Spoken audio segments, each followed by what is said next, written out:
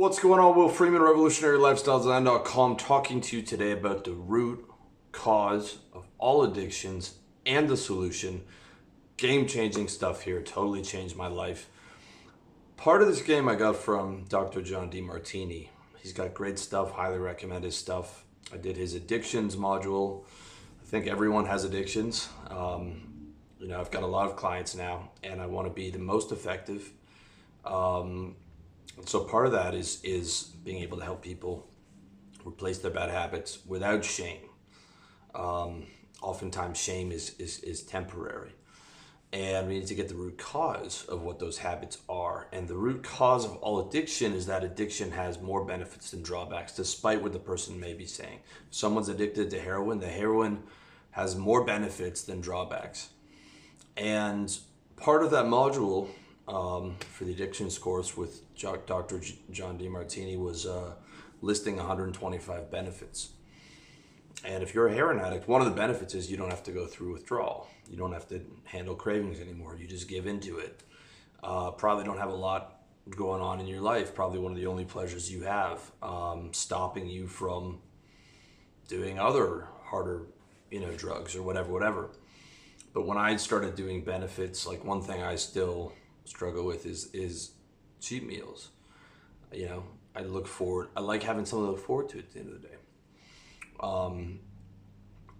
I never miss a workout, but the cheat meals are there. Sometimes the salt and the carbs have affected me more as I get older. You'll see sometimes in the videos. Some of the older videos I'm real lean. Some of the middle videos there's some water weight on my face.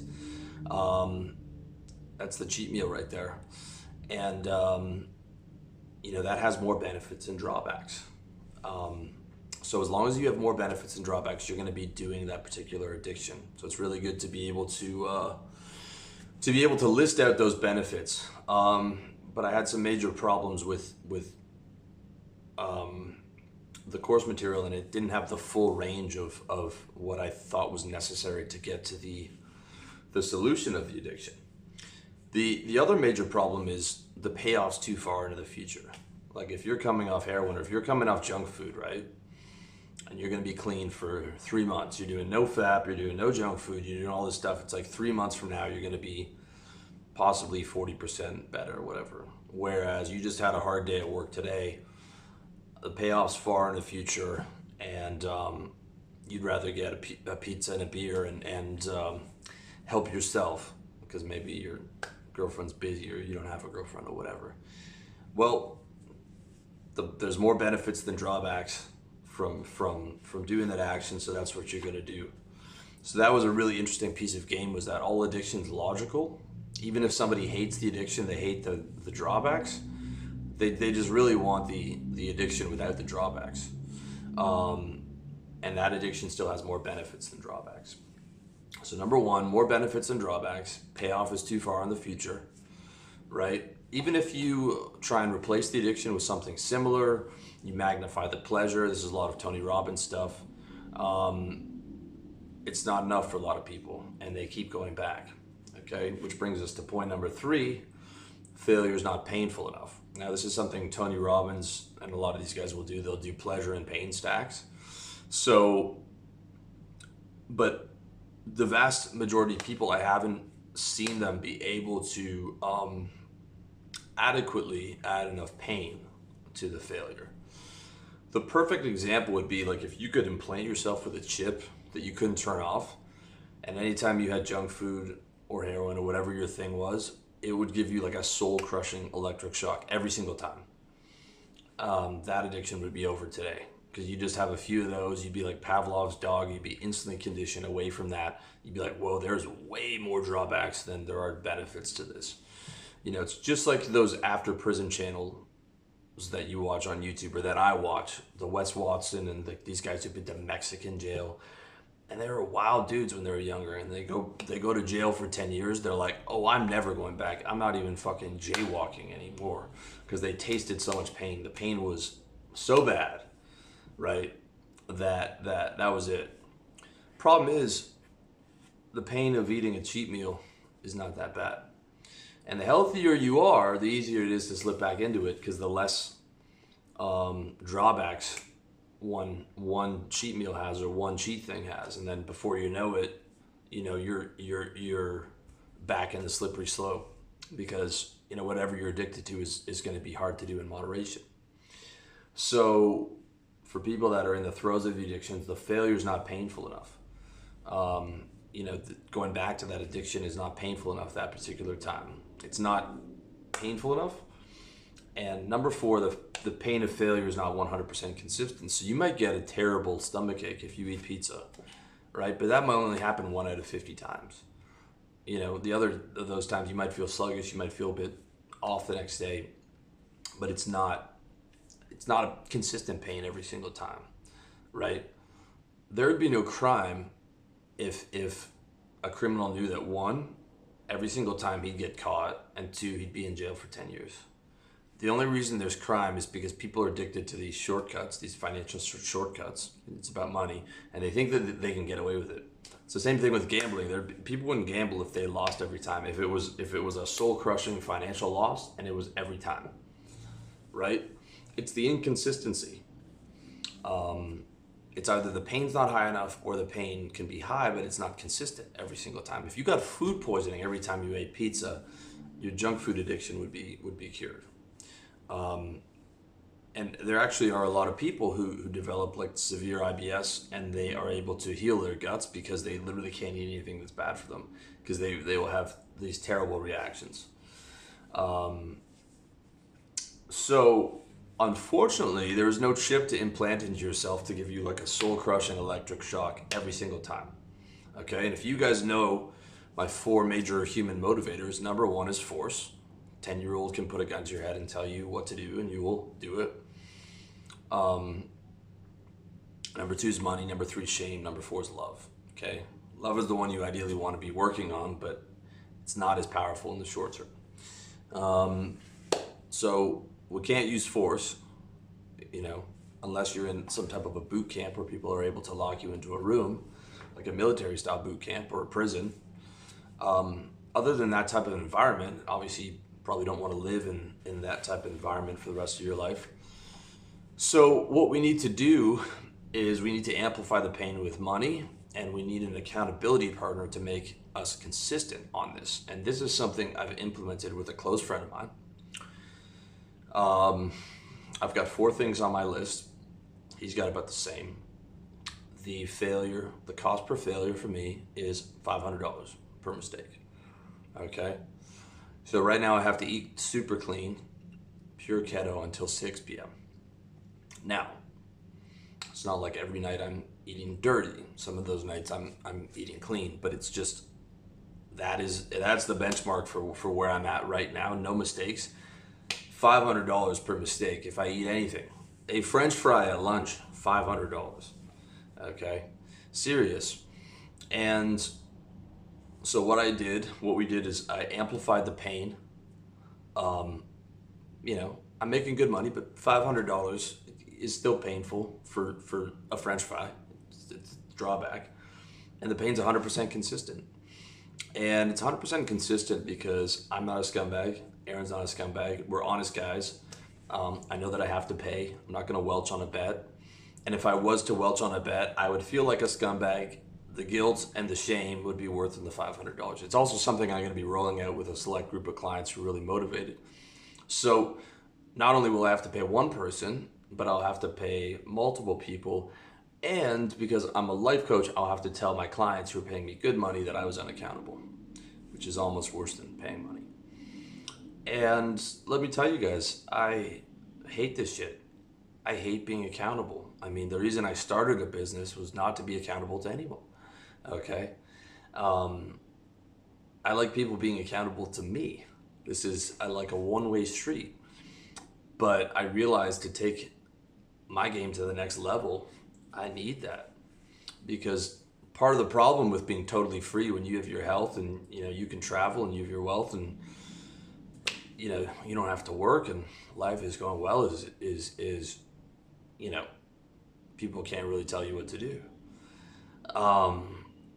And the extreme version of that is fucking Kanye, right? Really going off the rails. So you want some accountability. Okay, if you want some extra accountability, find an accountability partner, or you can sign up for my peak performance coaching. And I'll put my foot off in your ass and charge you for the privilege. If you want to set up the separate accountability challenge too, I'll be accountable to you, and we'll charge each other per mistake.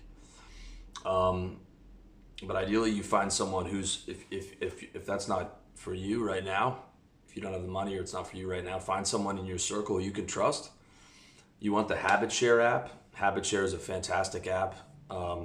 You check off all your streaks for the habits that you're doing, and you share the habits with your friends so they can see what you're doing.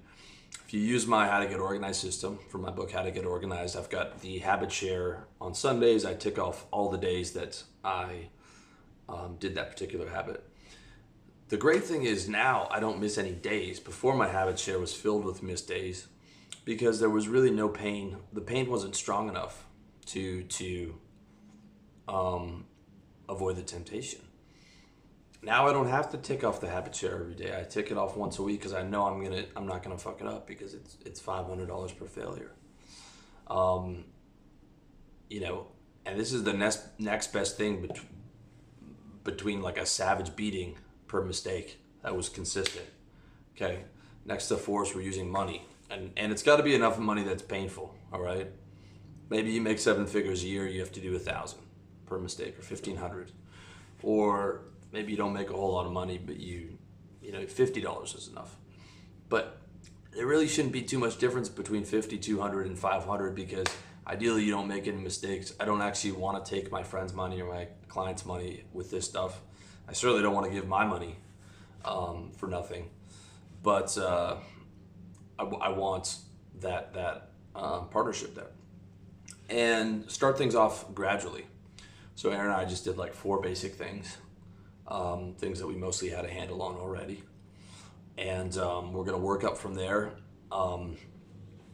We're still kind of in the moderation phase. I just wanted to be able to give you this game because it's really working, and it's been an absolute game changer. And I know a lot of you guys are struggling with addictions. I've got some good technology on just saying no and reframing and stuff, but this accountability partnership is the thing that'll solidify the fact that you'd like never relapse. Okay, unless you're a scumbag and you're gonna lie to your friend or whatever. But over time, the penalty for mistakes should go up, and you should start adding in more things. For example, if you're just eating clean every day till 6 p.m., then it becomes like, Monday to Thursday is clean all day, and then only Friday, Saturday, Sunday after 6 p.m. is not clean.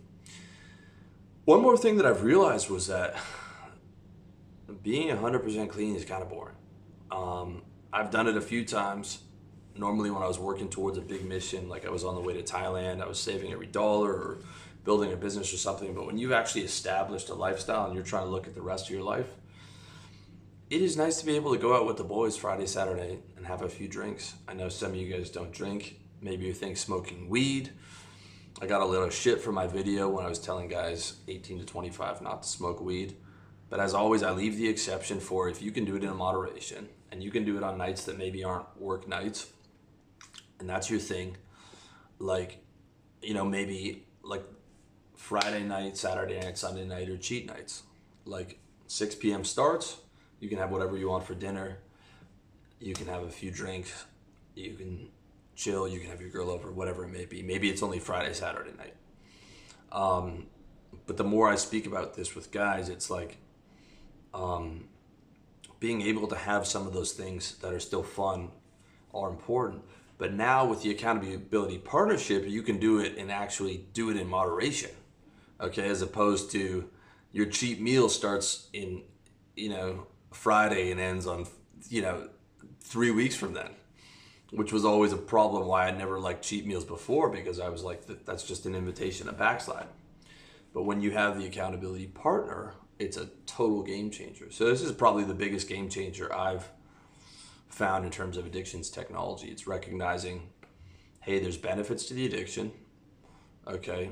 The payoff is too far away in the future. even when I magnify the pleasure. So what I've got to do is amplify the pain and make sure the pain's 100% consistent. I'm not able to use force, perhaps don't want to use force, not in a situation where I can do it. I have to use money, need the right partner to be able to solidify that with. And it's got to be a lifetime partnership, by the way. This is a lifetime partnership, because these 30-day accountability challenges to me are bullshit. I could never get behind them because my brain's like, well, what's the point if you're just going to backslide? It's got to be forever. It's like, hey, let's go to the gym for 30 days. My brain's just going to be like, well, that's not going to have much of an effect. They say, well, the habit takes time to stick. But for me, that's just, I know if I'm doing something new, it's got to be for life, or there's no point. And ultimately, I'll probably have more than one accountability partner. And, you know, if we eventually get the band back together, get everyone back in the same city, I think I'm going to have an accountability group, which would be real painful because you're going to have to pay a lot of fucking people. And it's also good to work through with the accountability partner what the next move should be. Like Aaron and I have been going back and forth over, like, can we modify this? For now, we're sort of in the first stage. There's a few things that can't be modified, but can we modify, like, okay, can I have a protein bar after my workout even though there's sugar in it? We're saying yes. We're saying yes to, I'm on keto diet, but I'm having protein bars, and I can have my little mocha for now because I'm getting soft in my old age, and I like my creature comforts. And you know, so that's how it is right now. But as time goes on, we'll like take things off, right? We'll start getting more strict with it. And, you know, but if you want to modify something, you have to get the other guy's permission for it. That's the big thing. And I think one of the rules that's going to become solidified is if you want to ask for something new, you have to be willing to sacrifice something. You know, add the no porn, add the no masturbation, add the no ejaculation, add the no junk food, no alcohol. Like if you want something extra, you sacrifice that. But I think moderation might be a big move for a lot of you guys struggling, so that you don't have to think, man, no pizza for the rest of my life. Fuck this. I don't want to be alive. I don't want to be alive if I can't have a few beers or smoke a joint on Friday. And the accountability partner will allow you to have that moderation. You got to have the right person though. And I was talking with Aaron. He's like, dude, he's back home with his family. Everyone's offering him everything. He's like, he feels like he has a superpower. I feel the same way. Total game changer. So hope you found that useful. Get that habit share app. Get an accountability partner. Share those habits with each other. Put the money on the line. Start small. Start with one or two things. Build up from there as time goes on. Maybe bring some more guys into the deal. Make it more painful. Turn up the financial juice. Now you're asking, what's the motivation to make it harder? Well, so that you can ultimately feel better. Because at the end of the day, this is not, you know, some stupid challenge to prove how mentally tough you are or separate yourself from other people. It's to be fucking happy, okay? That's why I don't like a lot of these challenges on YouTube. No fap God mode or some dumb shit. Like, we're just trying to be happy here, okay? It's not about comparing yourself to other people. It's what's going to make you happy. This will be a game changer for you if you're struggling with addiction. Unfortunately, it has to rely on someone else, okay? I don't like to have to rely on someone else or have to be accountable to someone else. But this is the best piece of technology that I've found so far, outside of some type of a boot camp scenario where you're getting literally whipped for each mistake. So I hope you found this message well. Let me know what you think in the comment section, and if you need an accountability partner and you need a coach and you need some help straightening yourself out and tightening up your life, you know, whether it's health, wealth, relationships, lifestyle, and holding you to this stuff. Not only that, but I'm being accountable to you too, so you can see what I'm doing. Let me know. revolutionarylifestyledesign.com/coaching. Also, make sure to pick up my book, How to Get Organized, revolutionarylifestyledesign.com/products, to see how I structure a lot of this stuff in my current life. Much love to you.